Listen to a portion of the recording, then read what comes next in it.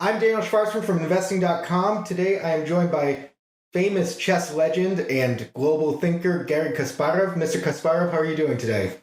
Doing fine. Thank you for inviting me.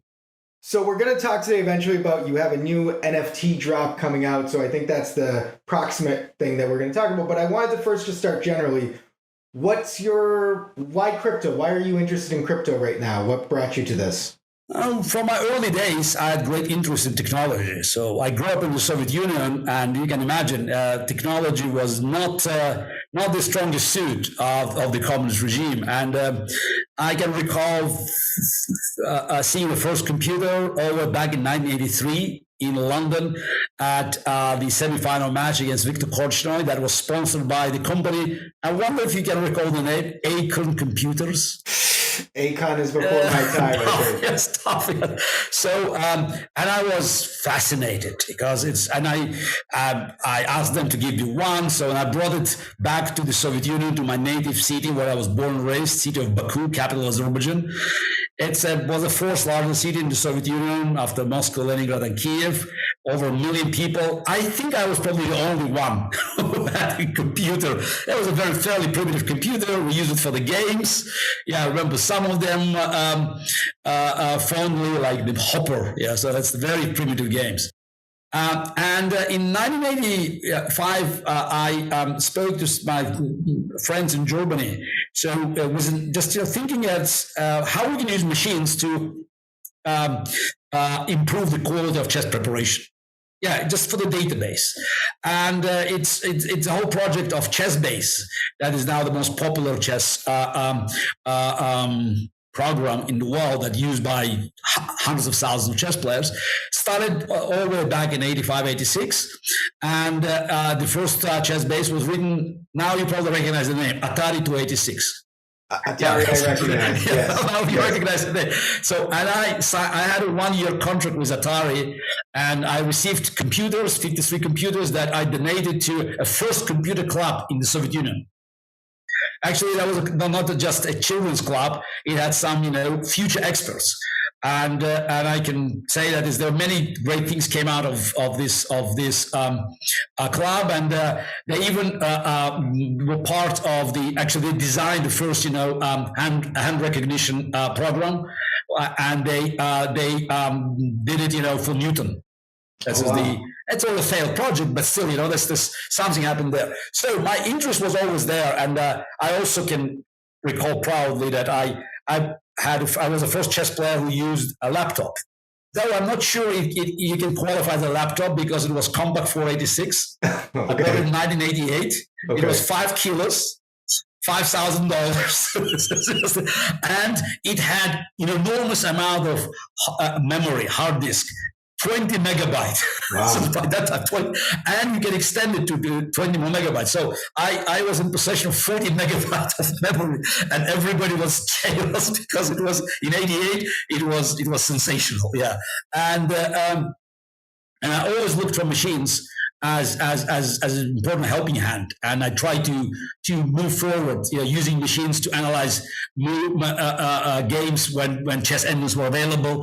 My brilliant victory against Vishy Anand, Game 10 World Championship match in New York, decisive game that crushed Vishy's resilience.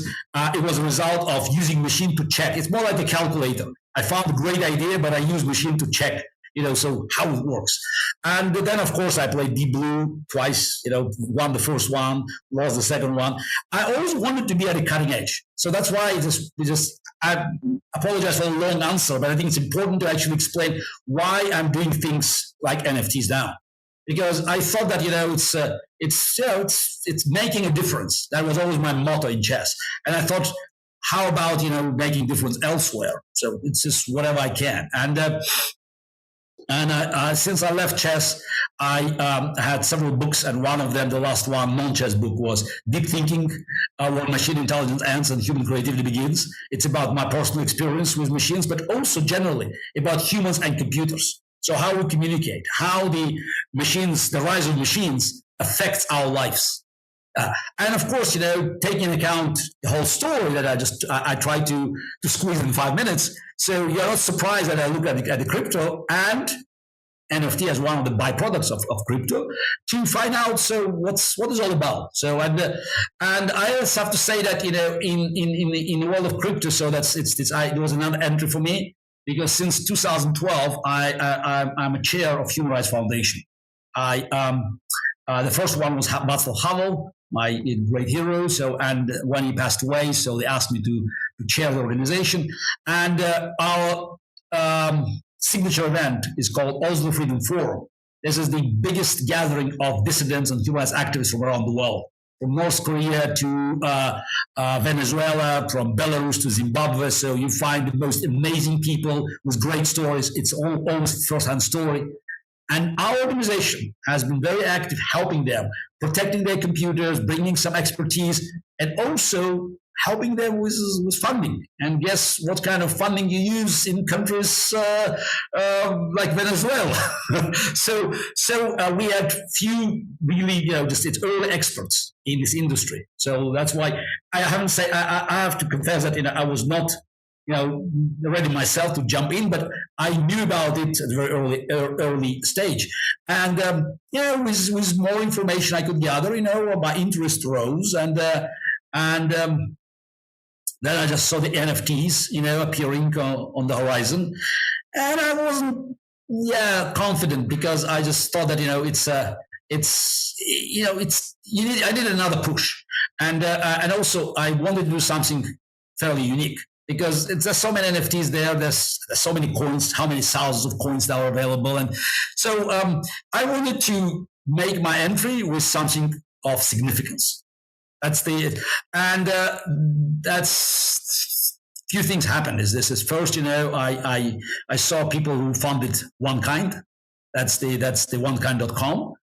And the second one that's also pushed me in this direction is the last year I lost my mother. She succumbed to COVID on Christmas Day, and I thought I had to do something just also to put my life, just in perspective, and also to reflect her influence in my life. So this is sometimes tragic losses, this inspired to move forward. She was always resilient to an idea of writing a memoir because it's her view as, come on, it's to my request or others, you can't write everything. And if you don't write everything, you are lying. So she was and she kept postponing it and never happened. So I looked at, I asked my relatives to look at her archive, which is in Moscow because she lived in Moscow, and I decided to put this unique collection because it's, as I said, in NFTs you have many NFTs, and in chess now you also have NFTs, but this is not,